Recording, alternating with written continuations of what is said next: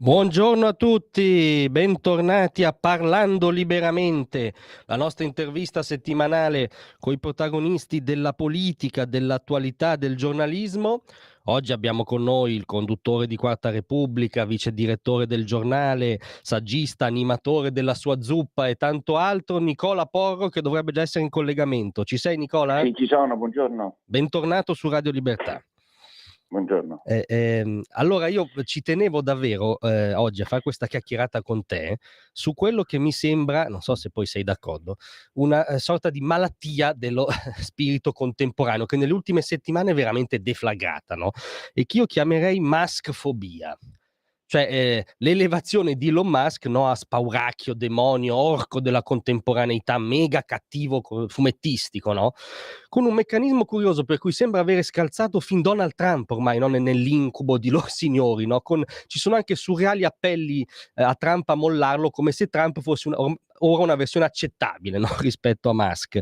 Ma al di là di questo, questa come dire, malattia culturale, secondo me, che ha stratteccito nel mainstream, ma che, come dire, noto anche nell'area politico-culturale a cui forse io e te siamo più vicini, volevo chiederti, visto che tu lo hai intervistato più volte sul tuo sito nicolaporo.it, dedichi molta attenzione alle sue iniziative che ora hanno un doppio aspetto, no? Di imprenditore visionario e di politico. Volevo chiederti, uno, se condividi l'esistenza di questo morbo, e due, nel caso, secondo te, perché li fa incazzare così tanto Elon Musk?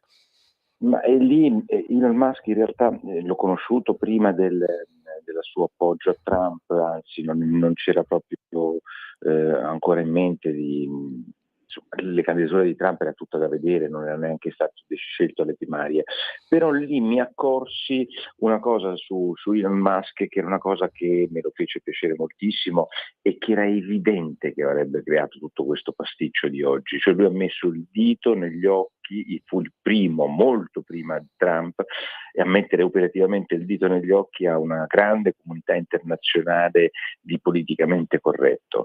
Il vero errore strategico di Musk, lo dico per ridere, ma il vero e grandissimo errore per essere accettato dagli intellettuali alla pace è stato quello di comprarsi Twitter e di rivoluzionarlo.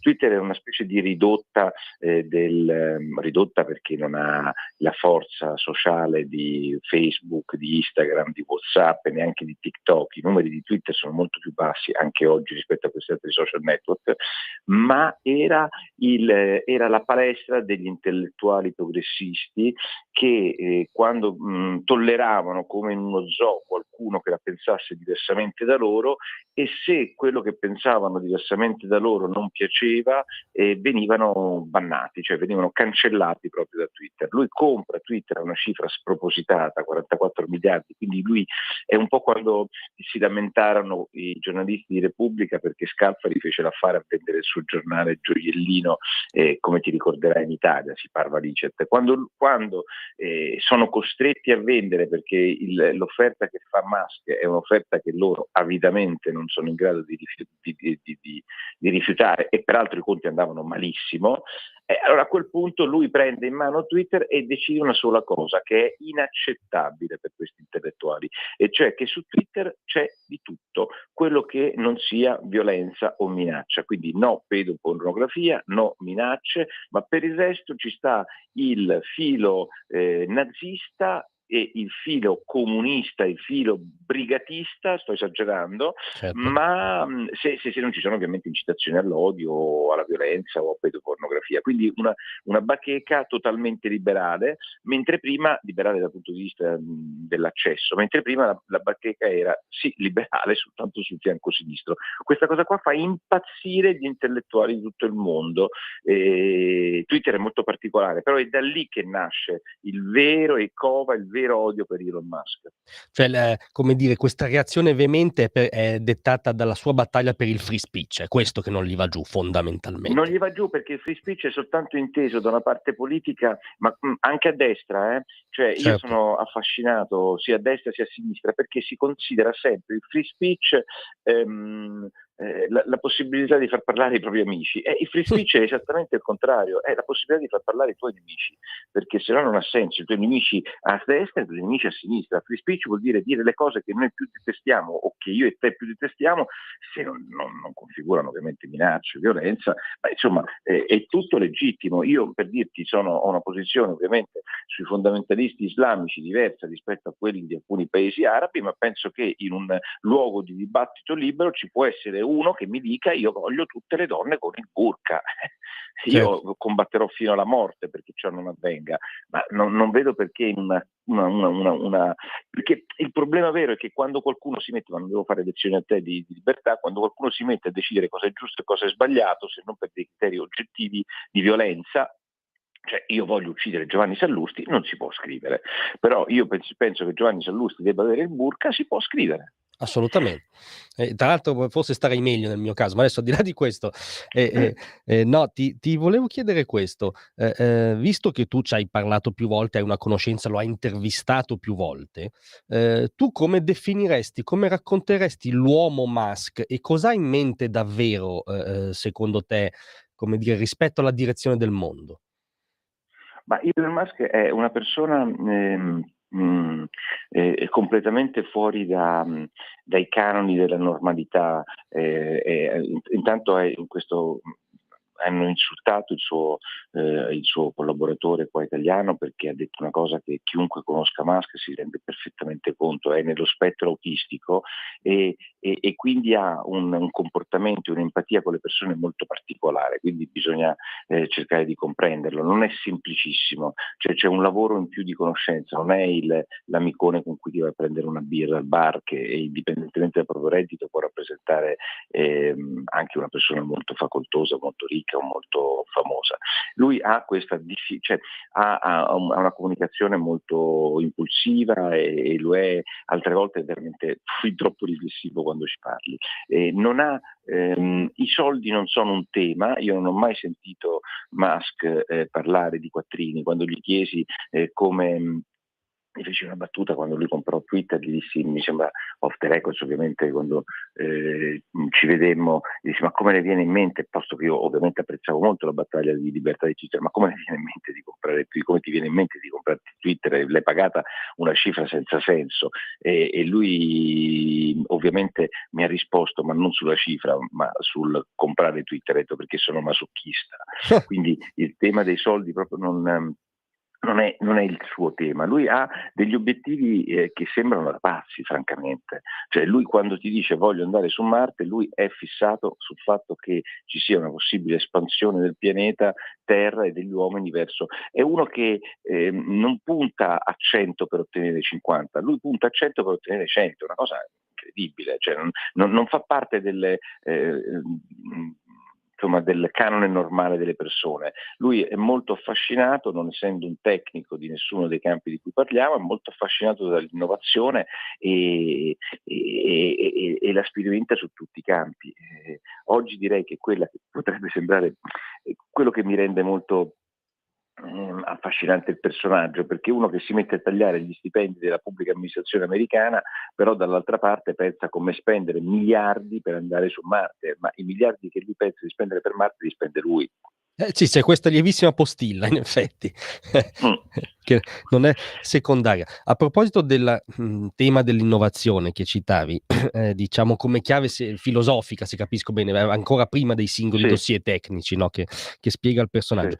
Uno dei fronti su cui chiaramente si articola anche nella cronaca è la questione dei satelliti, no, per cui lui ha obiettivamente cambiato il paradigma della tecnologia satellitare, ed è una delle cose su cui si concentra di più la maskfobia, no, l'ossessione per il personaggio. Io vorrei partire da un post che hai fatto su X, lo chiamo X perché in effetti a rigore da quando l'ha comprato si chiama Sì, X. sì, sì, sì, certo. Tu hai scritto: noi europei facciamo 3 lanci di satelliti all'anno, Starlink ne fa 3 alla settimana. A questo Sì, aggiungo solo il esatto. dato che il famoso progetto Iris-2 europeo, se tutto va bene, dovrebbe essere pronto entro il 2030, mentre Musk ha ora, mentre parliamo, più di 7.600 satelliti di ultima generazione in orbita. Cioè la domanda è: c'è un'alternativa oggi all'altezza, e perché la questione satellitare crea questi turbamenti? Ma allora, il fatto che dobbiamo andare per ordine, e questa cosa me l'ha raccontata Musk in una delle nostre conversazioni, ed è molto semplice. Musk si chiedeva, perché ragiona così, e quindi insomma è importante capire il modus operandi. Diceva: ma scusami, quando io devo prendere un autobus o devo mandare un pacco da Austin a Los Angeles o a San Francisco, io ho un camion che va fino a Austin, prende il pacco e poi ritorna a San Francisco, e poi da San Francisco ritorna a Austin, perché se io dovessi prendere un autobus soltanto per fare una tratta e quella tratta poi dopo mi si uccide, mi si cancella e mi si autodistrugge quell'autobus, sarebbe molto poco conveniente. E questo era il ragionamento di base quando lui vedeva cosa succedeva nel lanciare i satelliti nello spazio. I satelliti devono essere lanciati da dei razzi nello spazio, e la tecnologia della NASA, dei cinesi e soprattutto degli europei è che tu prendi un razzo, ci spendi decine di milioni, il razzo sale in alto, apre tipo James Bond la sua testata e fa uscire 3, 4, 5 satelliti, e lui dice: ma scusatemi, questo è uno spreco pazzesco, quel razzo deve ritornare alla base. È un ragionamento, come tu capisci, elementare, ma è un ragionamento che quando lui è andato a dirlo ai suoi tecnici hanno detto: non si può fare, la gravità, la cosa, non so, si saranno inventati 500 milioni di obiezioni tecnologiche se tutto il mondo faceva i razzi che salivano sopra e poi si autodistruggevano nello spazio. A quel punto lì c'è l'atteggiamento, diciamo, maschiano, perché lui dice: ma scusate, non me ne frega niente, bisogna mandare un razzo in alto e poi farlo scendere in basso, perché questo è, da un punto di vista ecologico, da un punto di vista ambientale, da un punto di vista economico e dal punto di vista della razionalità, è una cosa di buonsenso. La differenza è che lui questa cosa poi è riuscito a farla. Quindi il grande successo di Musk è che poi ha detto: se io faccio dei razzi che vanno in alto e poi scendono in basso, mi costa la metà, sono più ambientalmente compatibile, e poi posso fornire questo servizio a tanti altri. Questo servizio la NASA vedeva che gli costavano i suoi satelliti, quelli segreti, quelli militari, quelli importanti, riusciva a mandarli sullo spazio con i suoi razzi in maniera meno efficiente del privato, e come avviene negli Stati Uniti dicono: ma sai che c'è di nuovo? Ma chi se ne frega se l'autobus è di Musk o è della NASA? Se l'autobus di Musk è più efficiente, gli diamo l'autobus a Musk. E hanno iniziato a mandare dei satelliti sullo spazio grazie a Musk. Anzi, hanno proprio cancellato la loro... è come dire che la NASA dovesse fare l'acqua minerale, la carta igienica e la luce autonomamente. La prende dai fornitori, poi dopo quello che ci fa con la luce e col resto sono affari suoi. La stessa cosa è il servizio dei razzi. Questa è stata la grande intuizione di Musk. Il razzo che è utilizzabile n volte. Poi ha fatto il super razzo che ha molta più dimensione, molti più satelliti. L'ho vissuta, diciamo, relativamente da vicino questa cosa, quando lui faceva quel grande razzo che invece di portare, non so, X chili ne portava X più 100 kg, perché anche quello sarebbe stato più economico. Ha fatto un palazzo di 13 piani che manda in aria. Allora, quando tu vedi questo signore che immagina questa cosa, questo signore dice: non si ferma là, dice: ma perché invece di mandare soltanto i razzi della NASA, soltanto i satelliti della NASA, non ci metto una costellazione di satelliti che faccio io, super fichi, tutti fatti in America, e che si è messo a fare i satelliti. Ma questa cosa l'ha fatta in tempi non sospetti, quando noi ancora stavamo discutendo i nostri missili Ariane che avevano una propulsione degli anni 70. Non è cambiata la propulsione, lui si inventava propulsioni diverse, tecnologie diverse. E sai cosa c'era dietro a tutto questo ragionamento? Ho parlato con uno dei capi di SpaceX, che è un italiano, mi sembra un veneto, con cui abbiamo fatto lunghe conversazioni, e lui mi spiegava: vedi, la differenza tra noi e tutti gli altri è che noi quando sbagliamo siamo contenti, perché ogni errore per noi è il motivo di indagare dove abbiamo sbagliato. Questo è straordinario, questa è epistemologia popperiana, proprio straordinario. Certo, io non volevo dirlo, ma quando lui mi parlava, lui neanche lo sapeva.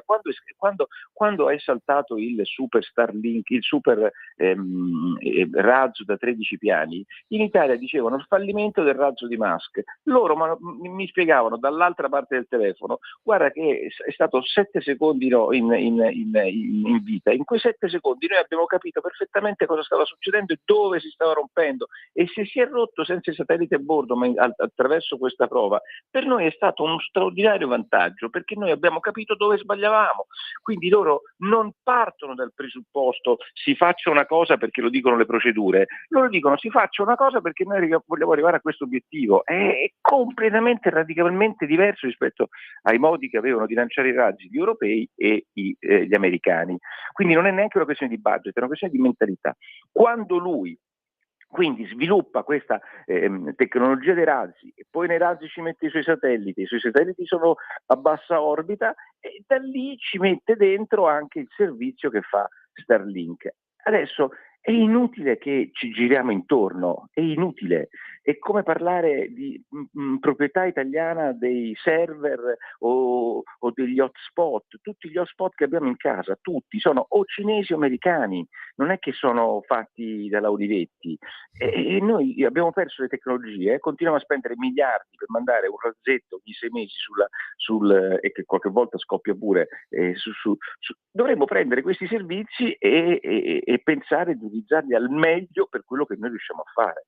Invece stiamo qui a pensare alle favole, e cioè che Eutelsat, una società fallita, possa essere un'alternativa a Starlink oggi. Lo potrà essere fra 10 anni, welcome, ma sia chiaro, cioè, il punto sostanziale è se una cosa la fa meglio uno dell'altro, ma come ti viene in mente di non prenderlo? I temi della sicurezza sono tutte baggianate, è tutto fumo negli occhi, perché si continua a dire ma il problema è la sicurezza, allora il problema della sicurezza dei server, il problema della sicurezza dei cinesi che abbiamo gli apparati, cioè, la sicurezza è evidente che è un problema che ma si risolve con le criptografie, con modi diversi di tenere i nostri dati, e poi la sicurezza la affediamo ai francesi invece che agli americani, ma insomma. Non è un grossissimo passo avanti, anzi. Comunque sia, se vogliamo fare i fenomeni, mi sembra che ad esempio in questo momento abbiamo posizioni diverse sulla guerra ucraina.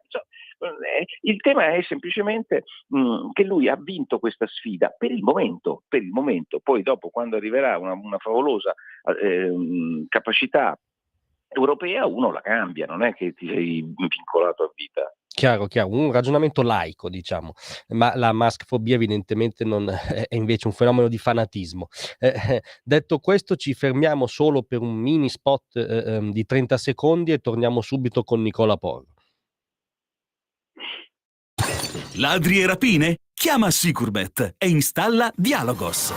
Telefono 389 11 89 705. Antifurto senza fili o videocontrollo da 980 euro netti. Chiama il numero 389 11 89 705. Prima è meglio che dopo. Sicurbet 389 11 89 705. Buongiorno e bentornati a Parlando Liberamente. Stavamo affrontando questo fenomeno ideologico della maskfobia, dell'ossessione per tutto ciò che rappresenta Elon Musk, con Nicola Porro, che sul finale del tuo ragionamento hai citato un fenomeno interessante, anche grottesco secondo me, che io chiamerei quello dei sovranisti dell'ultima mezz'ora, no? Per cui c'è tutta questa compagnia di giro, politicamente anche il PD, il centrosinistra, ma non solo, un certo mainstream intellettuale allargato, che sulla questione dei satelliti ha scoperto la sovranità nazionale, no? Il fatto che appunto i nostri dati sarebbero in mano all'orco. Come giustamente ricordavi tu, tutti i nostri dati nella nostra quotidianità sono in mano a big tech, diciamo, della Silicon Valley, nella migliore delle ipotesi, perché nella peggiore sono in mano al Partito Comunista Cinese. Certo. Allora la domanda è: perché la scoprono con Musk questa cosa, e come... Perché sono dei pecoroni, cioè la gente anche a destra non ragiona. Una settimana fa, dopo l'incontro Zelensky-Trump, è stato colpito dai russi un poligono e una zona di addestramento di soldati ucraini, 40 morti, 40 reclute uccise da un missile. Sai perché quel missile è arrivato lì? Perché un cretino delle reclute aveva fatto un post su TikTok, e attraverso il post su TikTok i russi hanno individuato la zona esatta al metro dove le reclute stavano addestrandosi. Allora cerchiamo di non dire stronzate. ogni istante, ogni europeo, ogni italiano, ogni sovranista sta concedendo informazioni, dati, localizzazione a grandi server, a grandi organizzazioni internazionali. 90% sono americane, 10% sono cinesi, la sicurezza è che 0% sono europee.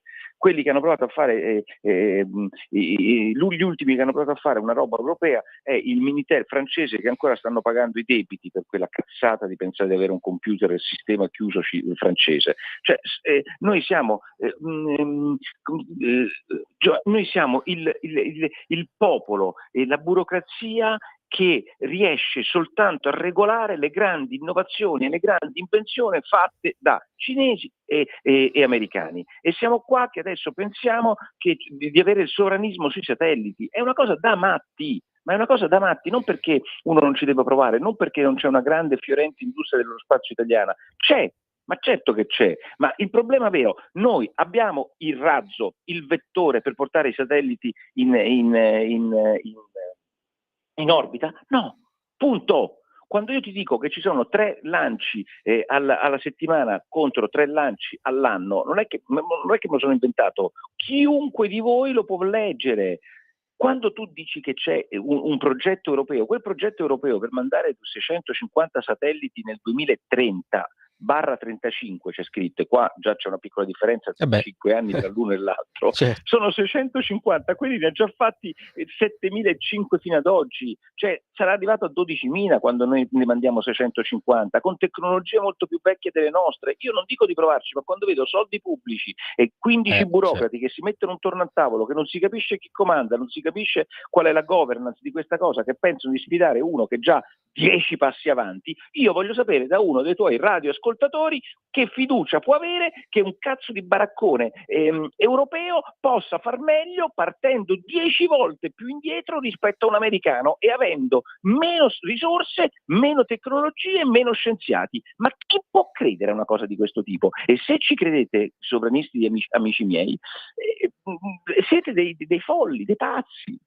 Tu sai perché Eutelsat, che è una compagnia fallita, ha guadagnato il 500-700% in 10 giorni? No, Eutelsat ha guadagnato in borsa il 700% perché semplicemente sperano che la Commissione europea, cioè i soldi dei contribuenti italiani, europei, francesi, tedeschi, non inglesi, andranno a riempire di decine e decine di miliardi una società che per ora è fallita, fino ad ora è fallita. Cioè una sorta di mega Fiat, detto male. Sì, bravo. Pazzesco. Vogliamo fare i microprocessori. Abbiamo questa joint venture italo-francese su cui hanno litigato sulla governance un paio di settimane fa. In tutto il mondo le società di microprocessori fanno un botto di soldi e quella italiana perde capitalizzazione. Allora io mi sono chiesto, ma perché la ST Microelectronics Sicilia, Pistorio, l'abbiamo fatto una specie di grandissima cosa sovranista, perde? Perché mentre tutte le altre società di microprocessori facevano microprocessori per il mondo che veniva, loro facevano microprocessori per l'automotive, che è morto perché l'Europa ha deciso nel frattempo di comprare le auto cinesi, perché quelle endotermiche non si potevano utilizzare. Perché il punto fondamentale è che quando i sovranisti pensano di mettersi intorno a un tavolo e decidere cosa succederà nel futuro fra 5 anni in economia, sbagliano sempre. Il futuro non lo decidono 5 burocrati che sperano che il futuro sia. Sai perché ho molti dubbi su questi 800 miliardi del Rearm Europe? Sì? Perché sono gli stessi 800 miliardi che mi dovevano dare per fare il New Green Deal. Certo. Cioè, quando questi si mettono intorno a un tavolo e decidono ora spendiamo per un'ottima cosa buona e giusta, allora prima spendiamo 800 miliardi, 500 miliardi per la decarbonizzazione, e poi ci siamo resi conto che abbiamo ucciso l'industria della decarbonizzazione europea dell'automotive, forse abbiamo aiutato qualche amichetto green da qualche parte. Adesso 800 miliardi per la difesa, cosa che io condivido molto più di quanto condividesse ovviamente il Green Deal. Certo. Cioè il principio di un esercito per me è molto più sano per l'Europa di quanto lo sia una decarbonizzazione, perché gli eserciti servono purtroppo. Ma il punto fondamentale è che stiamo buttando miliardi senza capire a chi comanda, dove, per fare che cosa. Cioè, non è che sono soldi nostri. Cioè, in pratica tu mi stai dicendo che vale sempre uno storico aforisma americano, per cui l'America fa, la Cina copia, l'Europa regola. Cioè siamo ancora in questa condizione. Sì, è sempre quello.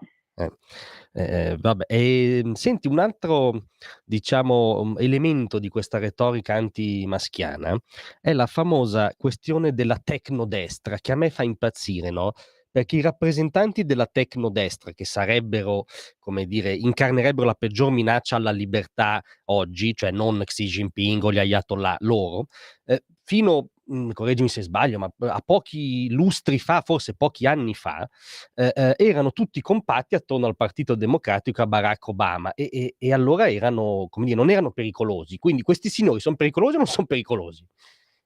No, questa è una straordinaria etichetta che hanno dato per fortuna intellettuali inascoltati non solo dall'Europa ma dal mondo, anche dall'Italia, che si sono inventati un modo per loro geniale di attaccare la presidenza Trump.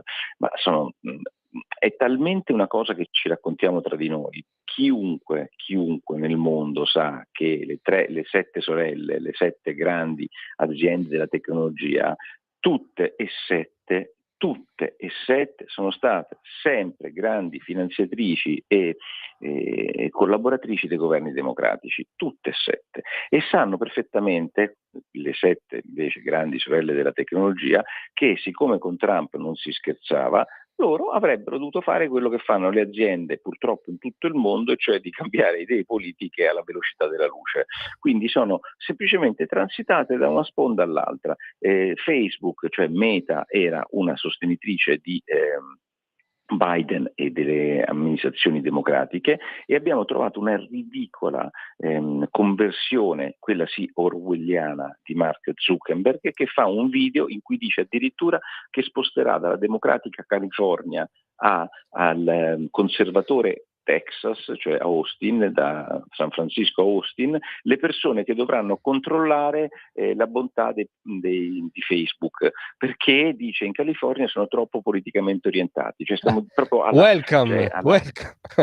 Sì, ma capisci, e questo era l'uomo dei democratici che aveva bandito tutte le informazioni controcorrente durante il Covid. Abbiamo Bill Gates che si è visto con Trump, abbiamo Bezos che da paladino, diciamo, dei democratici adesso sta licenziando i direttori che non la pensano come lui all'interno dei suoi giornali. Bezos che è il proprietario di Amazon. Insomma, stiamo parlando di un mondo di amministratori delegati della più grande potenza internazionale che sanno che in effetti hanno un punto debole, perché questo si legge poco sui giornali, a parte Elon Musk, appunto, che non fa parte di questi 7 perché è sempre stato un maverick. Questi 7 hanno una caratteristica, Apple e tutti gli altri, e cioè che gran parte degli utili loro li mettono in una specie di safe haven, di un paradiso sicuro, che non è né gli Stati Uniti né l'Europa, quindi loro fanno gran parte degli utili all'estero non tassati, una specie di sospensione d'imposta, e sanno che su quel malloppo, se qualcuno dei presidenti americani intervenisse, per loro sarebbero guai finanziari. Insomma, questa cosa non detta fa sì che loro sanno perfettamente, perché l'unica arma che c'ha lo Stato contro di loro, ovviamente oltre alla regolazione, però è certamente la tassazione, anche perché in quei casi si parla di tassazioni inesistenti. Però sono passati dall'altra parte, erano da una dall'altra parte, semmai i nostri intellettuali si potrebbero occupare del fatto di come gli imprenditori che loro pensavano così sobri, sani, puliti, carini, alla fine sono invece degli opportunisti. Certo, tra l'altro tu hai citato il caso Zuckerberg, che è stato appunto il più spettacolare, forse anche il più goffo in questa inversione a U, però lui ha detto in audizione al congresso, cioè non al bar, ha raccontato di aver censurato col suo algoritmo delle notizie, dei contenuti nella sua agora social su indicazione dell'amministrazione Biden. Questa cosa secondo me non ha scandalizzato minimamente come dovrebbe, cioè nella più grande democrazia mondiale, nel cuore dell'Occidente, è una cosa gravissima secondo me che è avvenuta, no? Sì, ma certo. Ma, a quelli che non la capiscono basterebbe dire loro, scusatemi, pensate un attimo se ci fosse una lettera di Trump che dicesse a Zuckerberg di censurare le opinioni che lui non condivide, o che sarebbe successo? Ci sarebbero le manifestazioni per piazza. Invece, siccome gli ha chiesto Biden, insomma, ormai sono troppo abituato a questo doppiopesismo. Sì, è vero, non fa più notizia da un certo punto di vista, hai ragione. Invece un elemento nuovo mi sembra, no, che si è aggiunto all'epopea maschiana, poi lo dico in senso tecnico, è un'epopea, può piacere o no, ma insomma è difficile negarlo. Ora, Musk incarna anche un elemento prettamente politico però, no, perché ha un incarico anche importante all'interno dell'amministrazione Trump. Ti volevo chiedere, qui forse c'è anche una grande lezione politica che dà il Musk politico anche al centrodestra italiano, stando alle nostre piccole cose, nel senso che è una lezione liberista vera. Cioè Musk sta seriamente affrontando i tentacoli della bestia, che in America sono già molto meno sviluppati che, diciamo, in Europa e in Italia, e sta tagliando e sta, come dire, affamando la bestia. Mi sembra una cosa reganiana da cui forse sarebbe il caso di prendere spunto. Comunque, cosa incarna il Musk politico, secondo te? Ma Musk non è un politico, sicuramente non farà politica perché la sta facendo, non la farà ma la fa. E ti dirò di più, secondo me, io te lo dico oggi non perché ne abbia un'informazione precisa, secondo me non potranno durare Musk e Trump insieme Sì, a lungo. Ma no, è impossibile perché Trump è un uomo pragmatico che pensa di gestire il suo potere e Musk è uno in questo, come ti posso dire, pragmatico sui suoi business, ma talmente idealista, talmente sfidante nei suoi obiettivi che cioè, non c'è la ragione del poter fare in lui, c'è soltanto il poter fare. Quindi, insomma, io non penso che i due possano resistere a lungo. È vero quello che dici, e cioè che lui sarà una botta pazzesca, prova a essere una botta pazzesca, è molto più vicino a Milei in questo che ai conservatori repubblicani, però anche su questo il punto nasce dal passato, perché non bisogna mai dimenticare che stiamo parlando di un paese che ha visto dal 99 al 2024 praticamente raddoppiare il debito pubblico, cioè stiamo parlando di un paese che è indebitato e non è un paese di 60 milioni di abitanti, stiamo parlando della più importante economia del mondo, centinaia di milioni di persone che hanno deficit superiori ormai alle spese per la difesa e un debito pubblico talmente alto che sono in una situazione per cui o affami la bestia o quelli rischiano veramente nel futuro, nonostante il dollaro, nonostante la potenza economica, di avere qualche problemino sul debito. Certo, e questa è, se vogliamo, l'azione prettamente politica che forse è interesse comune dei due, però tu dici alla lunga i due caratteri, le due ottiche cozzeranno, Ma sì, insomma. sono due ottiche completamente diverse, cioè uno pensa a Marte e l'altro pensa alla Trump Tower, no, ma siamo proprio su due ottiche completamente diverse, nonostante Trump ovviamente alimenti insomma, questi sogni stiamo parlando di, secondo me veramente, ma poi posso ovviamente sbagliare, sono soltanto una modesta opinione, diciamo, di controcorrente, ma non posso pensare che i due facciano una legislatura. Mi stupirei molto, eccolo, che chiudano la legislatura insieme, la Chiaro? presidenza insieme. Chiaro. Invece senti, visto che in queste ore è veramente caldissima la questione del dossier ucraino e del possibile tavolo negoziale e via dicendo, devo riprendere un elemento, diciamo, del doppiopesismo antimaschiano, che hai ragione tu, ormai è ampiamente prevedibile, però questo mi ha colpito perché si parla della tragedia, si parla della guerra, si parla delle vite perse e via dicendo. Cioè, mi riferisco al fatto che negli ultimi giorni si è arrivati a dare a Elon Musk del putiniano, quando, se non sbaglio, confermami, ma il sistema Starlink è una delle ragioni tecnico-militari poi anche per cui l'Ucraina ha retto in questi 3 anni, o sbaglio? Sì, tecnicamente lui il 24 febbraio, dopo 2 giorni, su precisa richiesta di un vice ministro ucraino, fornisce la copertura satellitare immediata agli ucraini e peraltro in quel periodo gliela fornisce anche in maniera gratuita. Questa copertura satellitare, sia chiaro, è molto diversa rispetto alle informazioni militari che danno altri sistemi, in questo caso della difesa americana a Zelensky, sono due cose diverse. Le comunicazioni satellitari servono certamente per le operazioni di difesa e di attacco, ma soprattutto per le comunicazioni che altrimenti diventerebbero un problema, perché le comunicazioni terrestri distrutte attraverso i sistemi di sabotaggio russo avrebbero reso paralizzata l'Ucraina. E questo aiuto che ha dato 2 giorni dopo privatamente il signor Musk all'Ucraina, secondo me dovrebbe far valere. Quando gli si dice, tutti dicono, beh insomma che facciamo, non dovevamo difendere l'Ucraina quando fu attaccata? Ecco, mentre noi tergiversavamo,